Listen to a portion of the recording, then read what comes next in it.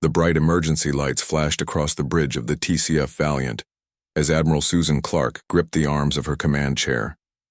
Her knuckles had turned white hours ago. The ship shuddered as another blast struck their failing shields. Debris floated past the main view screen, remnants of human ships that hadn't been as lucky. "Shield status?" Susan asked, her voice steady despite the chaos. Lieutenant Alan Diaz looked up from his console, sweat beading on his forehead. "Down to 17%, Admiral. One more direct hit and we're exposed." Susan nodded grimly and surveyed the tactical display. The remaining ships of the Terran colonial fleet formed a protective ring around 7 civilian transports. Those transports carried over 10,000 colonists from New Eden, men, women, and children whose homes had been destroyed when the Kelvary hegemony decided to make an example of the human settlement. For 3 days, the human fleet had fought and retreated, but now they had nowhere left to go. The jump engines needed another hour to recharge, and the Kelvary weren't going to give them that hour. "Enemy formation is tightening," reported Commander Kelly Patel, her tactical officer. "They're preparing for a final push." The Kelvary fleet was an impressive sight, even to those about to die beneath it. Their ships resembled giant sea creatures made of gleaming black metal, with sweeping lines and organic curves that belied their deadly purpose. At the center of their formation hung the dreadnought Eternal Dominance, a vessel 4 times larger than the biggest human ship. "Open a channel to all human vessels," Susan ordered. When Kelly nodded that the channel was open, Susan spoke with all the dignity she could muster. "This is Admiral Clark. All ships prepare to concentrate fire on my mark. We may not survive this day, but we will give the civilians every possible second to escape." She paused. "It has been my highest honor to serve with each of you." The responses came in quickly, captains and commanders acknowledging what would likely be their final orders. Susan felt a strange calm settle over her. They had done everything possible. The rest was in fate's hands. The main screen flickered, and the alien face of High Admiral Zexkaroth filled it. The Kelvary commander's 8 eyes blinked in sequence, a sign of amusement. His gray skin glistened under the lights of his bridge, and his mandibles clicked as he spoke, the translation software converting his words to English. "Admiral Clark," the alien's voice was deep and modulated. "Your resistance has been noted for its unusual persistence even for humans. However, it ends now. I offer you one chance to surrender your vessels and the colonists under your protection. Those who submit will be treated according to the hegemony's laws for conquered species." Everyone on the bridge knew what that meant. The Kelvary hegemony treated conquered species as little more than slaves, useful only for labor in their vast mining operations across the galaxy. Susan straightened in her chair. "We will not surrender to slavery, High Admiral. If this is our end, we choose to meet it as free humans." The Kelvary's mandibles clicked rapidly, a sound the translation software didn't convert, but which Susan had learned meant frustration. "Then your species will lose its brightest members today. A pity. You might have been useful." The screen went dark. Susan turned to Kelly. "Target their lead destroyers. If we can disrupt their formation, we might buy a few more minutes." "Admiral." Alan's voice cut through the tense silence. "I'm picking up a massive energy surge at coordinates 227 by 94. Susan turned to the main view screen. "Show me." The image shifted to a region of empty space at the edge of the battlefield. At first, there was nothing. Then a point of light appeared, quickly expanding into a swirling blue-white vortex that rippled and pulsed with energy, unlike any jump portal she had ever seen. "That's not a standard jump signature," Alan said, his fingers flying over his console. "The energy readings are off the charts, nothing like our tech or the Kelvary's." The bridge crew watched in stunned silence as something began to emerge from the vortex. First, a sharp prow pushed through the swirling energy, followed by the longest, most streamlined hull Susan had ever seen on a starship. The vessel was massive, easily matching the Kelvary dreadnought in size, and painted a deep gray with the letters USN Defiance emblazoned on its side. It's human, Susan whispered, her eyes wide. But I've never seen anything like it. The ship's design was unlike any human vessel in service. Where current human ships were boxy and utilitarian, this newcomer had sleek, predatory lines. Instead of the standard engine arrays, its propulsion systems glowed with an eerie blue light. Most striking were the weapon systems, dozens of emplacements that didn't match any known human weapons technology. As the Defiance fully emerged, the vortex collapsed behind it. The massive ship hung in space for a moment as if surveying the battlefield. Then it began to move, accelerating with a speed that should have been impossible for a vessel its size. The Kelvari fleet reacted immediately, several destroyers breaking formation to intercept the newcomer. They opened fire, energy beams lancing, out across space toward the human ship. What happened next left everyone on the Valiant's bridge speechless. Instead of impacting against shields, the Kelvari weapons seemed to pass through empty space. The Defiance had somehow moved, faster than the eye could track, appearing 1,000 kilometers from its previous position. That's impossible, Kelly breathed. No ship can change position that quickly without a jump. The main screen flickered again, and this time a human face appeared. The man was in his late 40s, with short gray hair and eyes that spoke of hard-won experience. He wore a uniform Susan didn't recognize, dark blue with silver insignia that resembled nothing in the Terran colonial fleet. This is Captain Gregory Wells of the United States Navy ship Defiance to all Terran colonial vessels. Hold your positions. We'll handle the Kelvari fleet. His voice was calm and confident, as if the outcome of the battle was already decided. Susan found her voice. Captain Wells, this is Admiral Susan Clark of the TCF. We're grateful for the assistance, but you should know the Kelvari have us outnumbered 20-1, and their technology is years ahead of ours. A small smile touched the captain's lips. Not anymore, Admiral. Not anymore. The connection cut. The bridge crew watched in awe as the Defiance accelerated toward the heart of the Kelvari fleet. The Kelvari fleet responded to the arrival of the Defiance with perfect military precision. Ships moved into attack formations that had conquered a dozen species across the galaxy. High Admiral Zex Koroth barked orders from his command throne. Aboard the Eternal Dominance, his 8 limbs working multiple control stations simultaneously. All vessels, focus fire on the human warship, he commanded. Full power to forward batteries. On the bridge of the Defiance, Captain Gregory Wells stood calmly as his crew prepared for battle. The ship's interior was nothing like the cramped utilitarian designs of other human vessels. The bridge was spacious, with holographic displays, floating at each station instead of conventional screens. The lighting was soft blue, easy on the eyes during long combat operations. They're deploying in standard hegemony attack pattern, said Commander Nathan Reeves at the tactical station. His fingers danced over the holographic controls. All 27 ships are targeting us. Gregory nodded. As expected, Dr. Martinez. Status of our systems? Dr. Olivia Martinez looked up from the science station. She was in her 30s with intense brown eyes that missed nothing. Hawking Drive is cooling from the jump, phase shift armor at full capacity. Nova cannon charged and ready. Gregory moved to the center of the bridge. Mr. Bryant, begin evasive pattern echo. Ms. Martinez, activate quantum countermeasures. Mr. Reeves, target their command ships with EMP warheads. The crew responded with practiced efficiency. Lieutenant Commander Frank Bryant's hands moved across the helm controls with the precision of a concert pianist. Executing pattern echo, sir. The Defiance suddenly accelerated to speeds that seemed impossible for a ship its size. It weaved through the incoming Kelvari fire, the energy beams passing harmlessly through space where the warship had been moments before. On the Valiant, Admiral Susan Clark and her crew watched in amazement.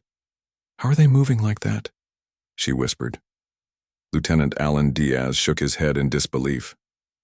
The Defiance just pulled a 30G turn without showing stress on its structural integrity. That should be impossible. The Kelvari weapons continued to miss their target as the human warship danced between the energy beams. Then the Defiance counterattacked. Small silver objects launched from its hull, streaking toward the Kelvari fleet. What are those? Susan asked. Missiles? Yes, Kelly replied, but unlike any I've seen before. They're changing course in ways our missiles can't. The objects reached the Kelvari ships and detonated. Instead of explosions, pulses of blue energy washed over the alien vessels. One by one, the Kelvari ships went dark, their lights flickering out as their systems failed. On the Eternal Dominance, Zexkaroth watched in horror as his fleet's neural link combat network collapsed. The technology that had made the Kelvari unstoppable for centuries had suddenly become their greatest weakness. What is happening? He demanded. Restore power to the affected ships. His second-in-command's mandibles clicked nervously. We cannot, High Admiral. The humans have deployed some kind of targeted electromagnetic pulse. Our ships are completely disabled. Impossible, Zexkaroth hissed. Human technology is far too primitive for such precision attacks. Back on the Defiance, Gregory nodded, in satisfaction. Phase 1 complete. Prepare the Nova cannon for demonstration. Olivia looked up from her station. Sir, the Nova cannon at full power will destroy the Kelvari dreadnought completely. Perhaps a reduced yield would be sufficient to demonstrate our capabilities? Gregory considered this. Good point, Doctor. Reduce power to 30%. Target. Their main weapons array only. The front of the Defiance began to change, sections of the hull sliding apart to reveal what looked like a massive lens made of crystal and metal. Energy pulsed within it, growing brighter by the second. Nova cannon charged at 30%, Nathan reported. Target locked. Fire, Gregory ordered. A beam of blinding white light erupted from the Defiance, crossing the space between the ships in an instant. It struck the Eternal Dominance precisely where its main weapons were located. The impact was surgical. The beam cut through the Kelvari shields as if they weren't there, vaporizing the targeted section of hull. On the Valiant, the bridge crew stared in stunned silence. Their shields, Kelly whispered. That weapon went right through their shields. Susan leaned forward. That's not possible. Nothing can penetrate Kelvari shields at full power. Alan worked furiously at his console. Admiral, I'm detecting energy readings I can't even classify. Whatever that weapon is, it's not using any technology I recognize. The Defiance moved again, this time performing a maneuver that seemed to make it vanish from one location and instantly appear at another. Susan realized it wasn't an optical illusion. The ship was somehow making short-range jumps within the battlefield, something that had always been considered impossible due to the enormous energy requirements and computational complexity. Gregory opened a channel to the Eternal Dominance. Hi, Admiral Zexkaroth, this is Captain Wells. That was 30% power targeted at a non-critical system. The next shot will be at full power aimed at your engine core. I suggest you reconsider your position. On the Kelvari flagship, Zexkaroth's rage was visible in the violent clicking of his mandibles. What trickery is this? How did you develop such technology? Gregory's expression remained neutral. Not trickery, Admiral. Human innovation. For too long your kind has underestimated us, believing your technology to be superior. You failed to recognize that giving humans even the most basic understanding of advanced physics would eventually lead to this moment. He gestured to his bridge crew. While you were conquering worlds with the same tactics and technology you've used for centuries, we were experimenting, innovating, and creating something new. The Hawking drive that allows us to make micro-jumps in battle. Phase shift armor that predicts incoming fire and becomes intangible at the point of impact. The Nova cannon that harvests energy from artificially created micro-singularities.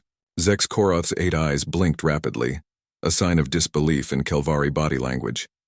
Impossible. Your species has been spacefaring for less than 2 centuries. That's the problem with the hegemony's thinking, Gregory replied. You measure achievement in time rather than potential. Humans don't think like the rest of the galaxy, and that's our advantage. He leaned slightly forward. Now, here are my terms. Your fleet will stand down. You will return control of New Eden Colony to the Terran Colonial Authority, and you will withdraw all Kelvari forces from human space, permanently. The Kelvari Admiral's mandibles clicked furiously. The hegemony does not surrender to lesser species. Gregory's expression hardened. Then the hegemony will learn a painful lesson today. Mr. Reeves, lock Nova cannon on their engine core. Full power. Wait. Zexkaroth's voice held a note Susan had never heard from a Kelvari before. Fear. I will require time to consult with the hegemony leadership. You have 5 minutes, Gregory said, then cut the connection. The 5 minutes of waiting felt like hours. On the bridge of the Valiant, Admiral Susan Clark could hardly believe what she was seeing. A single human ship had done what her entire fleet could not, forced the mighty Kelvari hegemony to consider surrender. Do you think they'll actually back down? Kelly asked quietly. Susan studied the disabled Kelvari vessels on her screen. I've never seen them retreat before, but I've also never seen anything like the Defiance. The communication system chimed. Captain Gregory Wells appeared on their main screen, his expression serious but calm. Admiral Clark, I think we should coordinate our next steps. May I have permission to come aboard your vessel? Susan blinked in surprise. Of course, Captain, we'll prepare the main docking bay. 20 minutes later, Susan stood in the Valiant's docking bay as a sleek shuttle from the Defiance glided through the force field. Unlike the bulky functional shuttles of the colonial fleet, this craft moved with silent grace. It settled on the deck without the usual hiss of landing struts adjusting to weight. The shuttle's door opened, and Gregory Wells stepped out, followed by Dr. Olivia Martinez and Commander Nathan Reeves. Up close, their uniforms were even more distinctive, made of a material that seemed to absorb and redirect light, with subtle insignia that Susan didn't recognize. Susan stepped forward. Captain Wells, welcome aboard the Valiant. I'm Admiral Susan Clark. She extended her hand. Gregory shook it firmly. Admiral, thank you for receiving us. This is my Chief Science Officer, Dr. Olivia Martinez, and my Tactical Officer, Commander Nathan Reeves. Susan nodded to them, then turned to her own officers. My Tactical Officer, Commander Kelly Patel, and Sensor Officer, Lieutenant Alan Diaz. After the introduction, Susan led them to the Valiant's conference room. Unlike the spacious bridge of the Defiance, this room was utilitarian, with bare metal walls and a simple table with chairs. I'll be direct, Captain, Susan said once they were seated. Where did you come from? The Defiance doesn't match any ship design in the colonial fleet, and the technology you've demonstrated is far beyond anything I've seen. Gregory exchanged glances with his officers, then nodded. The Defiance is the first ship of Earth's new deep space navy. It was built in secret, beneath the Pacific Ocean. Earth? Susan was surprised. But Earth has always maintained a policy of minimal military presence in space. The colonial authority handles defense for all human territories. That policy has changed, Olivia said. After the Kelvari attacked the Orion colony 3 years ago, Earth's leadership realized that the colonial fleet, despite your bravery, was outmatched by hegemony technology. Nathan leaned forward. For the past 3 years, we've been developing new technologies based on principles that alien races never pursued. They were too focused on refining what they already knew to see other possibilities. Like the micro-jumps during battle, Alan said. Everyone knows that's impossible because of the energy requirements and calculation complexity. Olivia smiled slightly. Impossible with standard jump engines, yes. But the Hawking drive works on entirely different principles.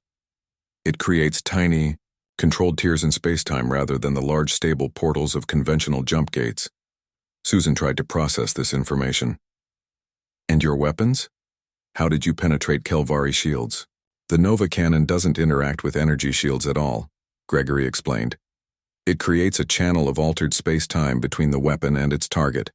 In simple terms, when we fire, we temporarily make a tunnel through normal space that bypasses shields completely. Susan shook her head in amazement. If Earth had this technology, why wait until now to use it? My fleet has been fighting for 3 days. We've lost good ships and good people. Gregory's expression became solemn. The Defiance was still in final testing when we received your distress call. We pushed the engines beyond safety limits to get here in time. He looked directly at Susan. I'm truly sorry we couldn't arrive sooner. Before Susan could respond, the ship's communication system chimed. "Admiral," Lieutenant Diaz said, "the Kelvari are hailing us. And the Defiance." "Put it through," Susan ordered. High Admiral Zex Karath appeared on the screen. His normally imposing presence seemed diminished somehow. "Captain Wells, Admiral Clark, the hegemony leadership has considered your terms." Gregory stood. "And? We will withdraw from the New Eden colony and surrounding space, as requested." The Kelvari's mandibles clicked in what seemed like suppressed rage. "However, the hegemony demands assurances that this new human weapon will not be used against our homeworlds." Gregory's voice was steady. "The Defiance is a defensive weapon, Admiral. We have no interest in conquest, only in protecting human worlds. Stay out of our territory and we'll stay out of yours." Zexa Karath's 8 eyes blinked in sequence. "Agreed. But know this, human. The hegemony has existed for thousands of years. We have faced setbacks before. This is not the end of our interaction." "For your sake," Gregory replied, "I hope your next interaction with humanity is peaceful." The screen went dark. The conference room was silent for a moment. Then Susan turned to Gregory. "They actually retreated. I never thought I'd see the day." "They'll be back," Nathan said, "once they figure out countermeasures for our technology." "How long will that take?" Kelly asked. Olivia smiled. "Longer than they think. And by then we'll have moved on to the next innovation. The problem with the Kelvari is they believe technology advances in a straight line. Humans know better." Susan looked thoughtful. "So what happens now? Will Earth send more ships like the Defiance?" "Yes," Gregory confirmed. "The Defiance is just the first of a new fleet. 5 more ships are nearing completion in the Earth shipyards. They'll be assigned to protect the major human colonies." "And the colonial fleet?" Susan asked. "Where do we fit in this new defense strategy?" Gregory smiled. "That's partly why we're here, Admiral. Earth wants to integrate the colonial fleet with the new Deep Space Navy. We need your experience and knowledge of the frontier, and we need leaders who have actually faced the Kelvarian battle." "Like you," Olivia added. "Your reputation preceded you, Admiral Clark. The way you've held this fleet together against overwhelming odds, that's exactly the kind of leadership Earth needs." Susan felt a surge of hope for the first time in days. "So the colonies won't be fighting alone anymore?" Gregory shook his head. "Not anymore. Humanity stands together from now on." The ship's communication system chimed again. "Admiral," Alan's voice came through. "The Kelvari fleet is withdrawing. Their disabled ships are being towed by the ones still functioning." Susan looked at Gregory. "I should see this for myself. Would you join me on the bridge, Captain?" Gregory nodded. "Of course, Admiral." As they walked to the bridge, Susan couldn't help but ask one more question. "Captain, there's something I don't understand. How did Earth develop all this technology in secret? The Kelvari have spies everywhere." Gregory's expression became serious. "That's a longer conversation, Admiral. One best had after we ensure the safety of your colonists." Susan nodded, sensing there was much more to this story than she yet knew. But for now, watching the Kelvari retreat was enough. 2 days after the battle, the Defiance and the remaining ships of the colonial fleet escorted the civilian transports back to New Eden. The colony world, once threatened with destruction, was now secure under the watchful protection of Earth's new warship. Susan stood at the main viewport in her quarters aboard the Valiant, looking down at the blue-green world below. New Eden had been one of the first extrasolar planets colonized by humans, its Earth-like conditions making it an ideal home for thousands of settlers. The attack by the Kelvari had come without warning, a demonstration of hegemony power meant to force humanity into submission. A chime at her door pulled her from her thoughts. "Enter," she called. Gregory Wells stepped into her quarters, a data tablet in his hand. "Admiral, I hope I'm not disturbing you." "Not at all, Captain." Susan gestured to a chair. "Please sit. Can I offer you something to drink? We have synthetic coffee that's almost palatable." Gregory smiled. "I'm fine, thank you." He sat down, his posture relaxed but alert. "I've just received new orders from Earth Command. The Defiance will remain here to protect New Eden while the colony rebuilds. But they want us to begin the integration process with your fleet immediately." Susan nodded. "I've informed my captains. They have questions, of course, but most are excited about the possibility of serving on ships like the Defiance. They'll get their chance. The next 5 ships in the line will need experienced officers." Gregory placed the data tablet on the table between them. "But before we proceed further, Earth Command has authorized me to share some additional information with you. Information about how the Deep Space Navy came to be." Susan leaned forward, her curiosity piqued. "I've been wondering about that. The level of technological advancement you've demonstrated doesn't happen overnight." "No, it doesn't," Gregory agreed. His expression became more serious.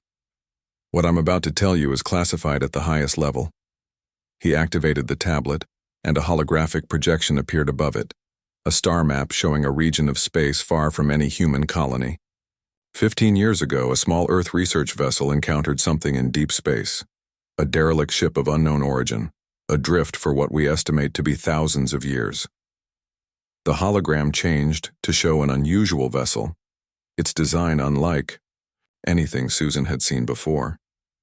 It wasn't Kelvari, Aldaran, or any other known species. Susan studied the image with interest. A new alien race? We believe an ancient one long gone.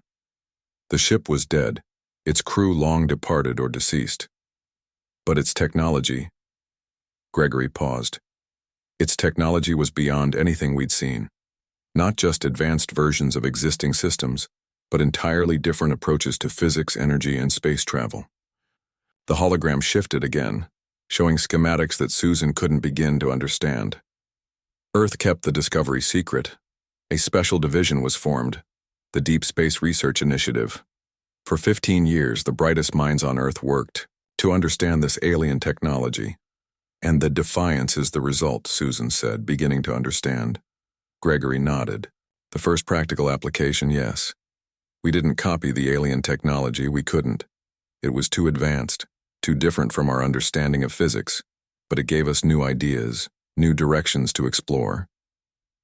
The Hawking drive, the phase shift, armor, the Nova cannon. They're all human innovations inspired by principles we glimpsed in that derelict ship." Susan took a moment to process this information. Why keep it secret for so long, even from the colonial fleet? Gregory's expression was grim. Politics initially. Earth governments feared that revealing such advanced technology would destabilize human society. Then, as we began to understand more, security became the primary concern. If the Kelvari or the Aldaran Republic learned what we had found, they would have taken it for themselves, Susan finished. And their head start in understanding advanced physics would have given them an even greater advantage. Exactly. So we maintained the secrecy, presenting a face of technological inferiority to the galaxy, while working feverishly to develop what we had found. Gregory shut off the tablet. The attack on Orion Colony 3 years ago accelerated the timetable. Earth leadership realized we needed to move from research to practical application immediately. Susan stood and walked back to the viewport. And now? Why reveal it now? Necessity, Gregory said simply. The Kelvari pushed too far, and Earth is ready to take its place as an equal power in the galaxy, not a subjugated fringe species. Susan turned to face him. The Kelvari won't accept this easily.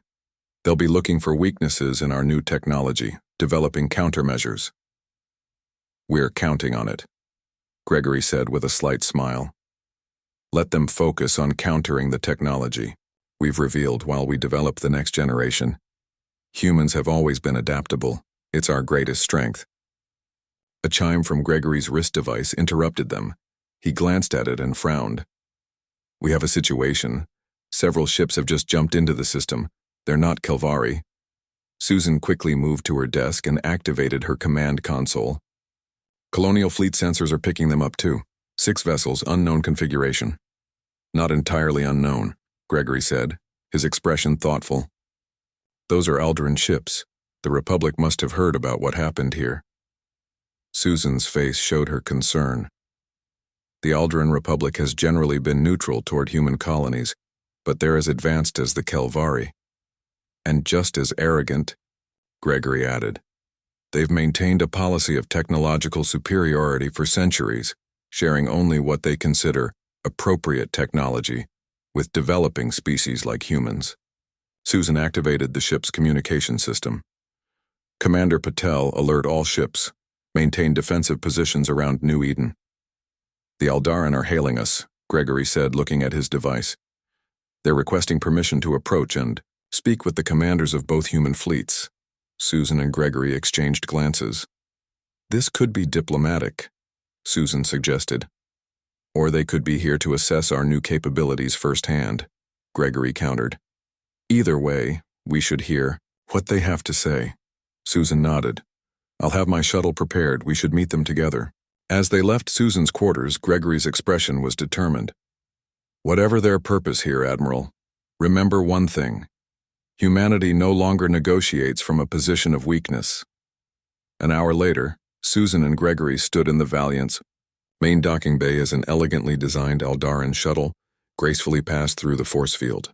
Unlike the aggressive organic shapes of Kelvari vessels, Aldaran ships were known for their aesthetic beauty, with flowing lines and crystalline structures that caught and reflected light. The shuttle settled on the deck without a sound.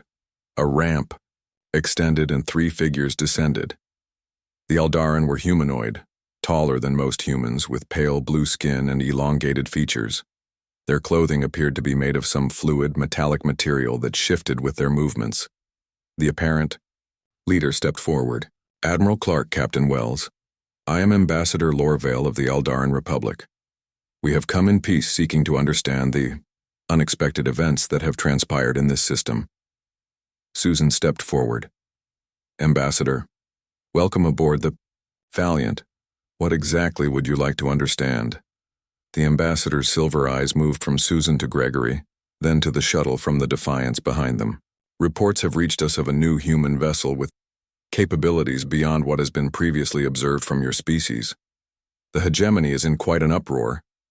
Gregory's voice was level when he replied. The reports are accurate, Ambassador. Humanity has made some technological advances that have allowed us to defend our colonies effectively. The ambassador's expression remained neutral, but his tone held a hint of skepticism. Indeed, the Aldaran Republic has always maintained friendly relations with human colonies. Perhaps you would be willing to share information about these advances in the interest of greater understanding between our peoples. Susan suppressed a smile. The Aldaran were as transparent as the Kelvari, just more polite about their intentions. We would be happy to discuss technological exchange, Ambassador. Once formal diplomatic channels have been established between Earth's Deep Space Navy and the Republic. The ambassador's eyes narrowed slightly. Of course, a formal delegation can be arranged. He glanced toward the hangar exit. Perhaps in the meantime you might offer a tour of your remarkable new vessel?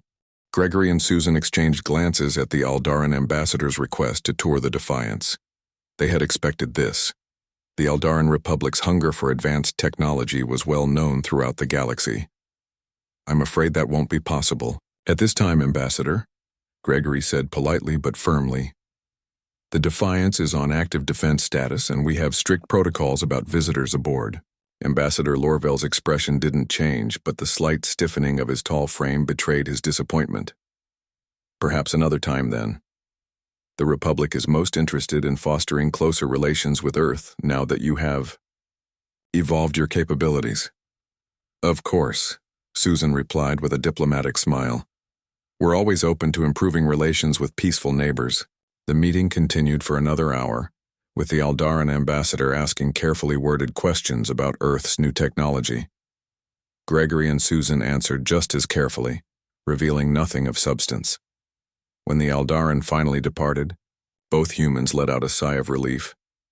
That went about as expected, Gregory said as they watched the elegant Aldaran shuttle return to its ship.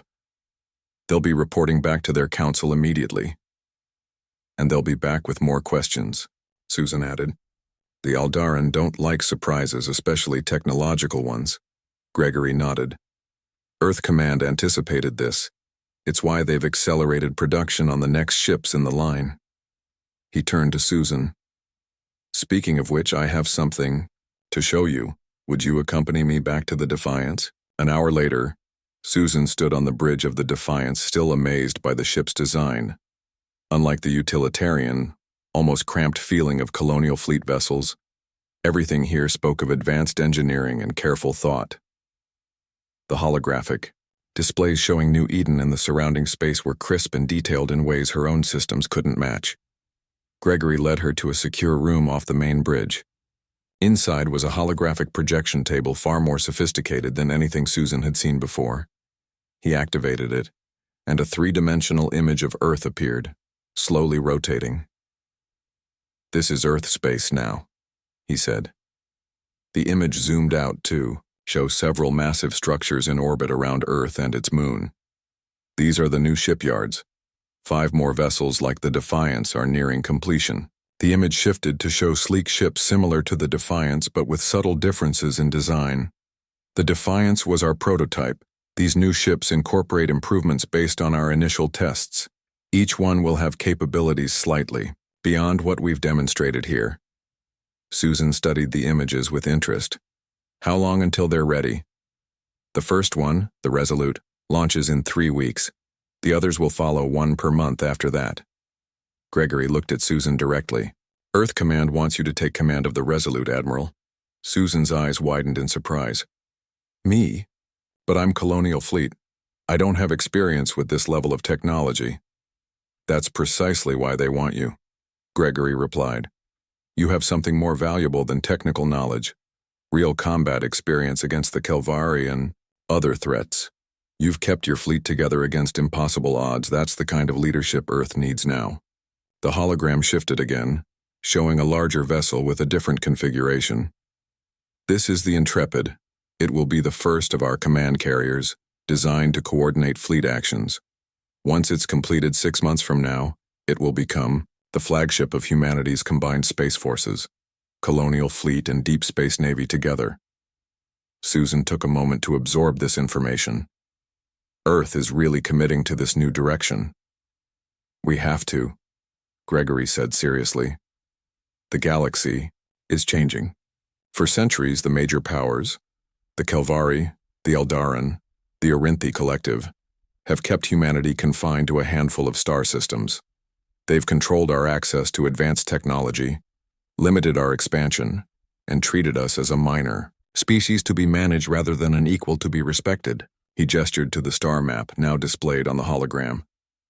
"That all changes now.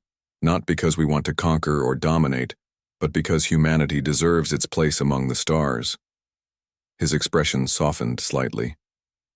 "The derelict ship we found gave us the key, but it's human ingenuity that turned that key into something new." Susan walked slowly around the holographic display, studying the ships being built. "The Kelvari will come back, you know, and next time they'll be prepared." "We're counting on it," Gregory said with a slight smile. "Let them prepare for what they've already seen. We'll be ready with something new." The ship's communication system chimed. "Captain Wells," came Commander Reeves's voice. "We're receiving a transmission from Earth Command. Admiral Chen would like to speak with you, and with Admiral Clark, if she's available." "We'll take it in here," Gregory replied. He activated the room's communication screen, and the image of a stern-faced woman in an Earth Navy uniform appeared. "Captain Wells, Admiral Clark." She nodded to each of them. "I've reviewed your reports on the New Eden engagement. Excellent work, both of you." "Thank you, Admiral," Gregory replied. "The Defiance performed even better than we anticipated in actual combat conditions." Admiral Chen nodded. "So I see. And the Kelvari response was as expected: retreat and regroup. Our intelligence indicates they're already convening their military council to discuss countermeasures." "And the Alderaan?" Susan asked. "They've requested a formal diplomatic meeting on Earth next month, no doubt to probe for information about our technology." Admiral Chen's expression remained neutral, but there was a hint of satisfaction in her voice. "For once, we'll be the ones deciding what to share and what to withhold." She looked directly at Susan. Admiral Clark, Captain Wells, has no doubt informed you of our offer regarding the Resolute. Have you made a decision? Susan straightened her posture. I would be honored to accept command, Admiral, but I would request that some of my current officers be allowed to transfer with me. They've earned the opportunity. Granted, Admiral Chen replied without hesitation. We need experienced officers who have faced the Kelvari in combat. The integration of the colonial fleet and the Deep Space Navy is a top priority. The Admiral's expression became more solemn. Make no mistake, this is just the beginning. The Kelvari will be back and they won't be alone. The Aldaran, the Orinthi, all the major powers will be reassessing humanity's place in the galactic order. Let them reassess, Gregory said confidently. Humanity is ready. After the communication ended, Susan turned to Gregory. Is humanity really ready? The defiance is impressive, but we're still outnumbered by the major powers. Gregory's eyes reflected his determination. We don't need to match them ship for ship, Admiral. We just need to keep innovating faster than they can adapt. That's the human advantage. We thrive on change while they resist it. He led her back to the bridge where the vast expanse of space was visible through the main viewport. New Eden shone like a blue jewel below them, its people now safe under the protection of the Defiance. For too long, humanity has been forced to play by their rules, Gregory said quietly. Now we're changing the game. Susan nodded, looking out at the stars that had once seemed so limiting and now offered unlimited potential. Then let's make sure we change it for the better. As if, in response, the Defiance's advanced systems hummed with power around them, the sound of a new era beginning for humanity among the stars.